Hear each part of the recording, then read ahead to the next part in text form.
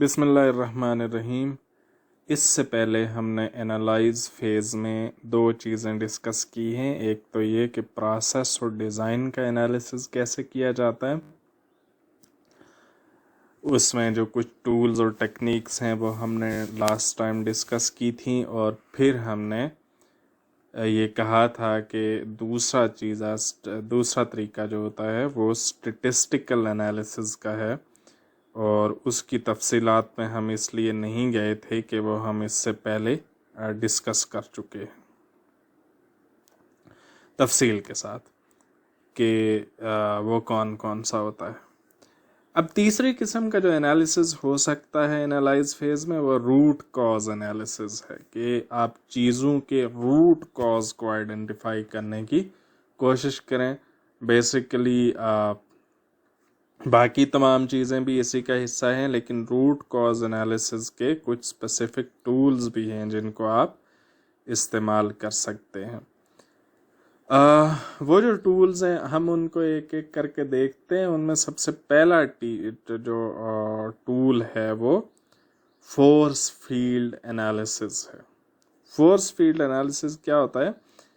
ये opposing aspect को आमने सामने मैप करता है कि पॉजिटिव फोर्सेस कौन सी हैं, यानी किसी चीज़ के हक में कौन सी फोर्सेस हैं और खिलाफ में कौन से फोर्सेस हैं। ये प्लानिंग के लिए भी इस्तेमाल होता है और रूट कॉज एनालिसिस के लिए भी इस्तेमाल होता है। हम सीधा इसकी एक एग्जांपल पर जाते हैं जिससे ये बात थोड़ी ज़्यादा वजाहत से सामने आ जाएगी। मिसाल के तौर पर फर्ज कर लें कि लूजिंग वेट एक प्रॉब्लम है या एक मसला है। आप ये कहते हैं कि अच्छा, इसकी जो लूजिंग वेट है इसके हक में कौन कौन सी फोर्सेस हैं और रिस्ट्रेनिंग फोर्सेस कौन कौन सी हैं, वो कौन सी चीज़ें हैं जो इसको लिमिट कर रही हैं। ठीक है, ये जब आप एनालिसिस करते हैं तो आपको समझ आना शुरू हो जाता है कि कोई मसला अगर आ रहा है तो वो कौन सी रिस्ट्रेनिंग फोर्सेस की वजह से आ रहा है। और दूसरा, उसी वक्त आपको पता चलता है कि अगर आपने इस मसले को सॉल्व करना है या इस गोल को अचीव करना है तो आपको कौन सी रिस्ट्रेनिंग फोर्सेस को निकालना पड़ेगा, उनको एलिमिनेट करना पड़ेगा, और कौन सी जो ड्राइविंग फोर्सेस हैं उनको आप उन पर बिल्ड ऑन करेंगे। ठीक है, ये देखें, एक तरफ आप ड्राइविंग फोर्सेस लिखते हैं, दूसरी तरफ आप क्या करते हैं जी, रिस्ट्रेनिंग फोर्सेस करते हैं। मकसद क्या है? Losing weight. तो इसकी ड्राइविंग फोर्स एक क्या है जी कि हेल्थ थ्रेट है। ये इस ड्राइविंग फोर्स है, यानी वो चीज़ है जो इसके हक में है कि अगर आपको वेट लूज करें नहीं तो आपको आपकी सेहत को मसाइल हो सकते हैं। ये वो चीज़ है, सेहत को जो मसला है, जो उसको थ्रेट है, ये गोया वेट लूज करने के हक में है। ठीक है, कल्चरल ऑब्सेशन विद थिननेस, यानी फिर इसी तरह से जो कल्चरली ये समझा जाता है कई जगह, हमारे मुल्क में भी कमोबेश, कि आदमी को दुबला पतला होना चाहिए, स्मार्ट होना चाहिए। एम्बेरसमेंट्स होती हैं जी मोटापे की वजह से, ये भी इसके हक में है कि मोटापा ख़त्म किया जाए। Positive attitude towards exercise, clothes don't fit, आपको कपड़े पूरे नहीं आते या आप लेते हैं वो जल्दी क्या हो जाते हैं, वो आपको तंग हो जाते हैं। तो ये वो चीज़ें हैं, ये बस यानी सारी की सारी फोर्सेस हैं जो कि वेट लूज करने के हक में जा रही हैं। जब इसकी दूसरी तरफ आप देखें तो कौन सी है? Lack of time to cook, क्या आपके पास फर्ज कर लें कोई अकेला रह रहा है तो आपको जो कुक करने के लिए टाइम नहीं मिलता। फिर जेनेटिकली आप ओबीस होने की तरफ ज़्यादा माइल हैं। अनसिम्पैथेटिक friends and family, lack of money for exercise equipment, bad advice, years of bad eating habit, amount of sugar in prepared food, temptation in pantry। तो ये सारी की सारी वो चीज़ें हैं जो आप कह सकते हैं कि ये इसके खिलाफ हैं, ये उसके अगेंस्ट हैं। तो ये जब आप फोर्स फील्ड एनालिसिस करते हैं, यानी ड्राइविंग फोर्सेस और रिस्ट्रेनिंग फोर्सेस को आमने सामने आप मैप करते हैं, ड्रा करते हैं, तो फिर आपको समझ आनी शुरू हो जाती है कि क्या इसका पॉसिबल रूट कॉज हो सकता है। दूसरी चीज इज नॉट मैट्रिक्स है, ठीक है। ये बड़ी दिलचस्प चीज है जो प्रॉब्लम को इस तरह से डिस्क्राइब करता है, दो तरह से यानी डिस्क्राइब करता है। वो जो ये भी बताता है कि प्रॉब्लम क्या है और एट द सेम टाइम ये भी बताता है कि प्रॉब्लम क्या नहीं है, ठीक है। अच्छा, जब किसी चीज को आप ये बताते हैं कि क्या चीज है, उसमें क्लैरिटी उस वक्त ज्यादा पैदा हो जाती है जब आप ये बताते हैं कि उसमें क्या चीज नहीं है, ठीक है। ये इसकी मिसाल अगर मैं आपको ये दूं कि आप कहते हैं जी कि मैं कहता हूं कि एक अच्छा स्टूडेंट वो होता है जो कि पंक्चुअल होता है, ठीक है। तो अब ये एक चीज़ आ गई, तो आप इससे भी ये तसव्वुर पैदा होता है कि जो स्टूडेंट पंक्चुअल है, रोज़ आ रहा है, क्लास में आ रहा है, तो वो एक अच्छा स्टूडेंट है। इसके साथ अगर मैं उसी वक्त भी डिस्क्राइब करूं कि एक अच्छा स्टूडेंट, अच्छे स्टूडेंट की डेफिनेशन में ये शामिल नहीं है कि वो सिर्फ ये शामिल नहीं है कि वो आता है, बल्कि ये भी शामिल है कि उसमें वो क्या कहते हैं, वो मेहनत से पढ़ता भी है। तो जो आप जब ये डिस्क्राइब करते हैं कि कौन सी चीज़ क्या नहीं है, तो उससे उसकी डेफिनेशन में ज़्यादा क्लैरिटी पैदा होती है, ठीक है। तो इसमें मसला सिर्फ डेफिनेशन का नहीं है, उससे आगे भी है। अब इसमें करते क्या है कि आप यहाँ पे अपनी प्रॉब्लम स्टेटमेंट लिखते हैं, ठीक है। एक कॉलम में आप इज डिस्क्राइब करते हैं कि ये जो प्रॉब्लम है ये क्या है, दूसरे में आप डिस्क्राइब करते हैं कि इज नॉट, ये क्या नहीं है, ठीक है। तीसरे में आप डिस्क्राइब करते हैं कि इसके प्रॉब्लम के मुतालिक क्या डिस्टिंक्ट बात है, ठीक है। इसकी मिसाल से हम देखेंगे। फिर ये वाला जो कॉलम है पहले वाला, इसमें आप व्हाट, हाउ, वेयर, व्हेन, इस तरह के सवालों के जवाब देते हैं, ठीक है। अब इसकी एक इस मिसाल से समझें, इसको इसी मिसाल से समझें। प्रॉब्लम क्या है जी कि आयरन कंटेमिनेशन इन ZZ400, ZZ400 कोई चीज प्रोडक्ट है, उसमें आयरन की कंटेमिनेशन, यानी उसमें आयरन शामिल हो रहा है, उसमें आयरन की वजह से आलूदगी पैदा हो रही है। ये आप समझें कि उसमें आयरन की शामिल हो रहा है, जो कि नहीं होना चाहिए, उसमें आ जाता है। यहां पर आपके सवाल हैं इस कॉलम में, ठीक है। वो क्या है जी? What objects are affected, what occurs. ये दो सवाल हैं कि कौन से ऑब्जेक्ट इसके नतीजे में अफेक्ट हो रहे हैं और क्या हो रहा है, ठीक है।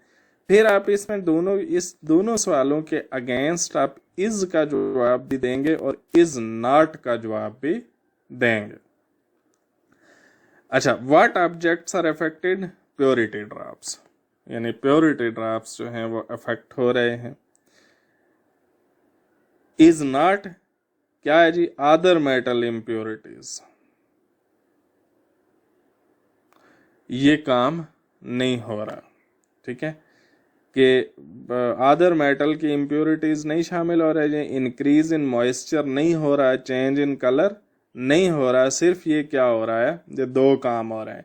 प्योरिटी ड्रॉप्स में ऑब्जेक्ट अफेक्टेड होते हैं और हो क्या रहा है, व्हाट अकर्स के आयरन इंक्रीज हो रहा है, ठीक है जी।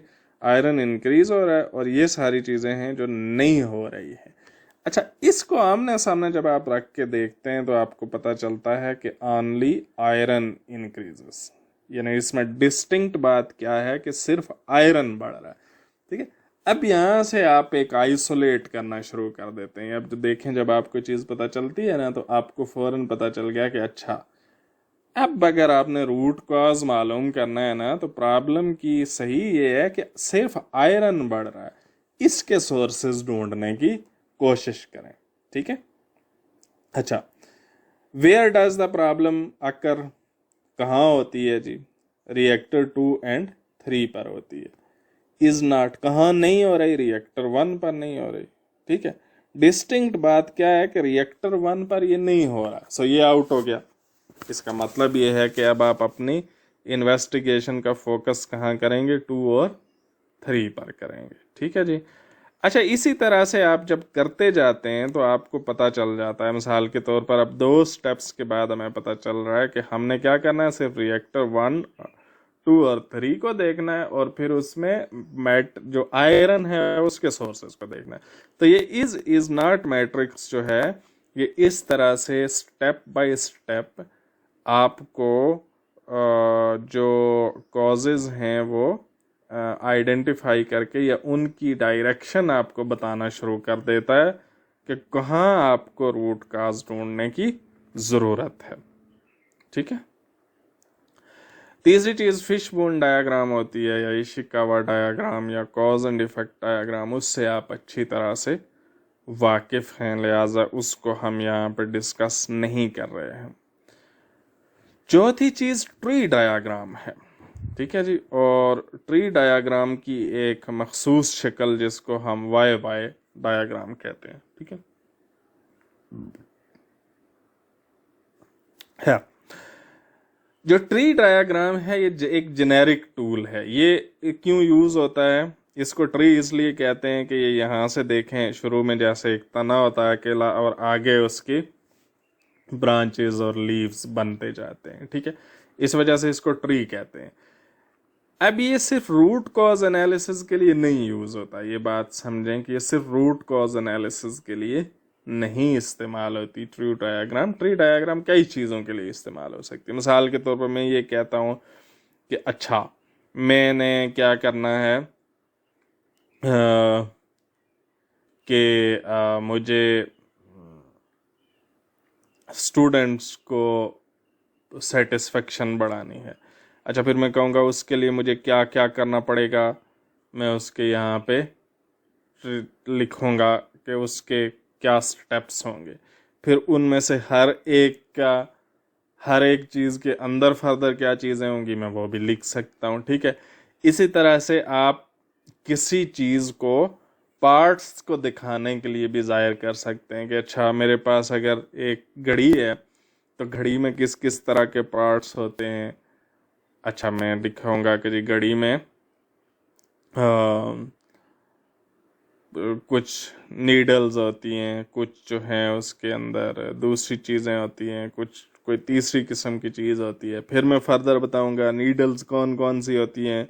फिर मैं लिखूंगा कि जी नीडल एक बड़ी वाली नीडल होती है, एक उससे छोटी नीडल होगी और एक उससे छोटी नीडल।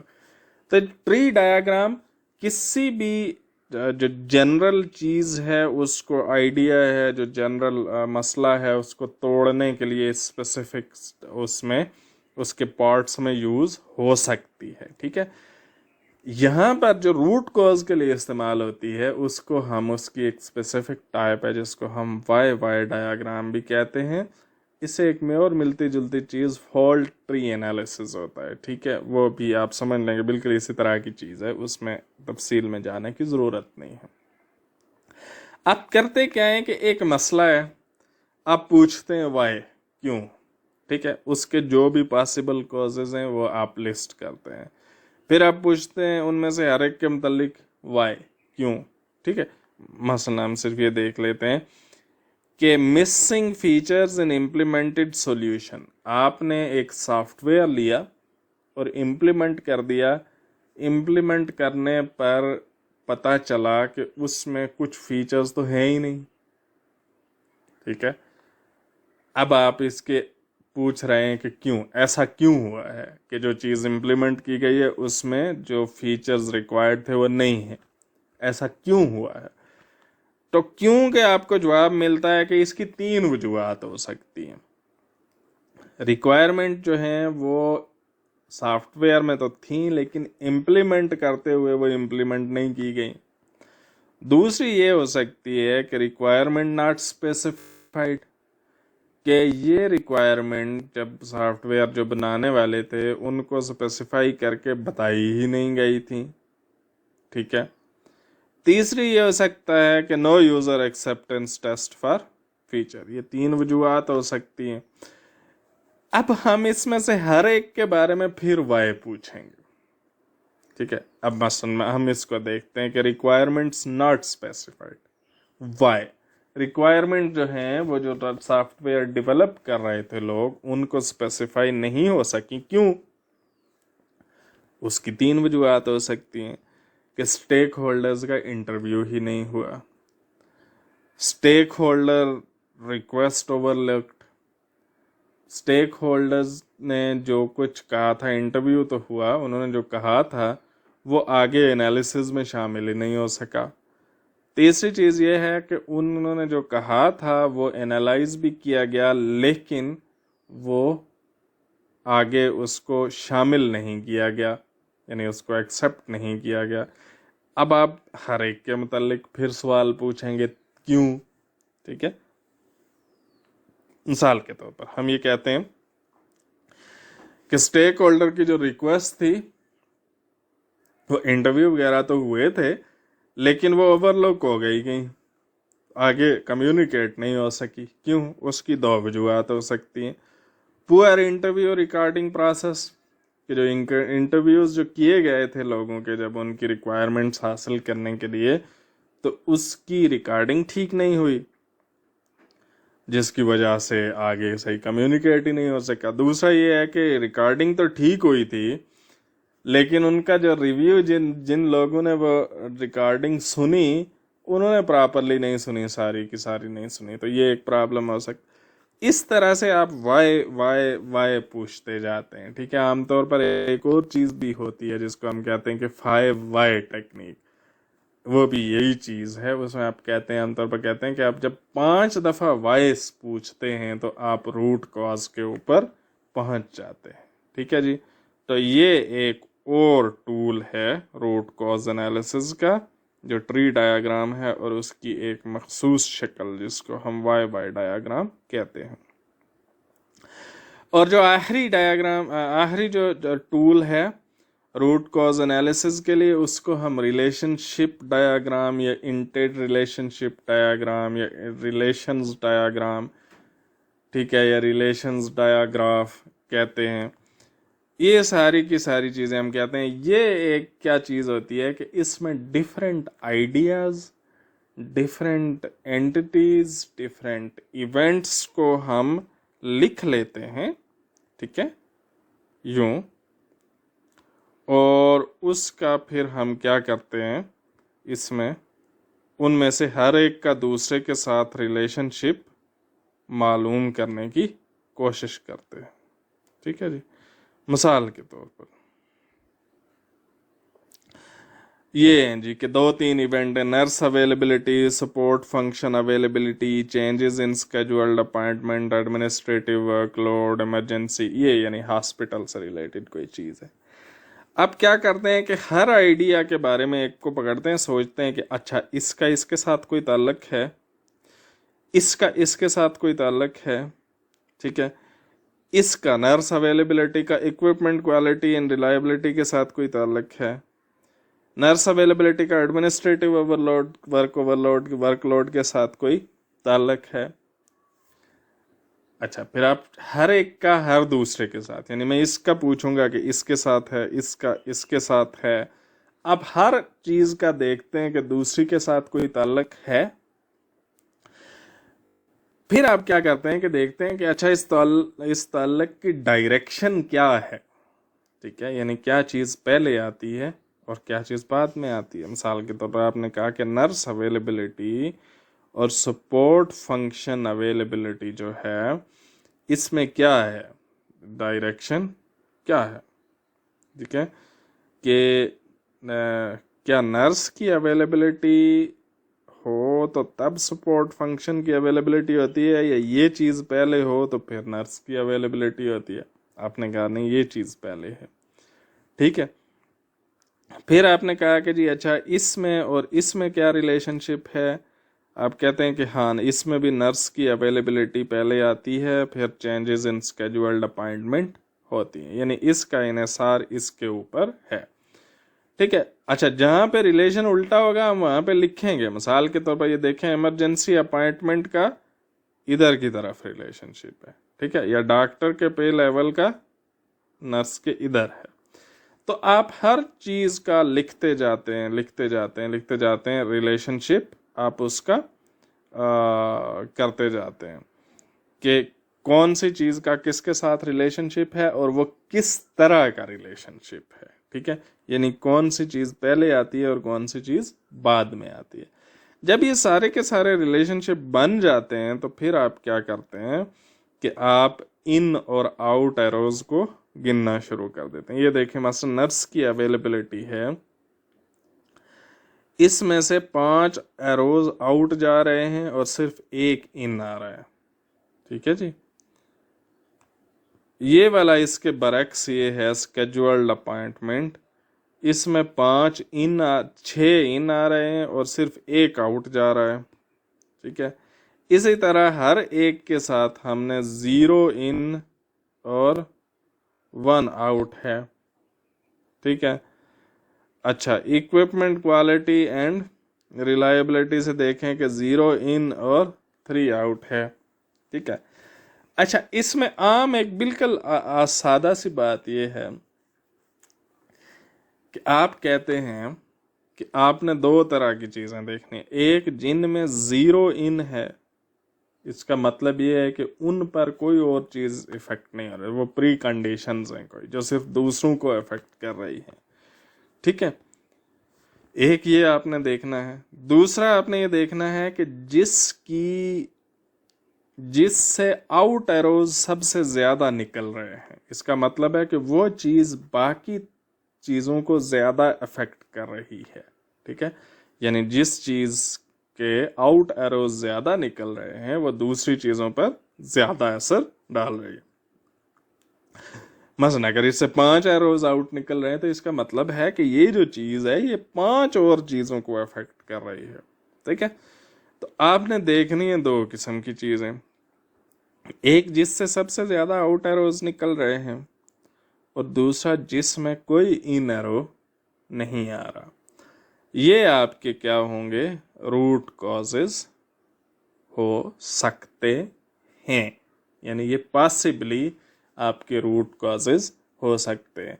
आप इनको फर्दर वेरीफाई करेंगे, इस पर गौर करेंगे और कहेंगे कि क्या यही रूट कॉज है। लेकिन आप सब ये जो रिलेशनशिप डायग्राम है, जब आप हर चीज़ का दूसरी चीज़ के साथ रिलेशनशिप बना देंगे तो फिर आपको समझ आनी शुरू हो जाएगी कि इन चीज़ों में सबसे बेसिक चीज़ क्या है जो सबसे पहले आती है, जो बाकी मोस्टली चीज़ों को इन्फ्लुएंस करती है, और वही आपका पॉसिबली रूट कॉज हो सकता है। ठीक है जी, तो ये रिलेशनशिप डायग्राम है। तो ये कोई 5 डिफरेंट टूल्स हैं जो आप रूट कॉज एनालिसिस के लिए इस्तेमाल कर सकते हैं।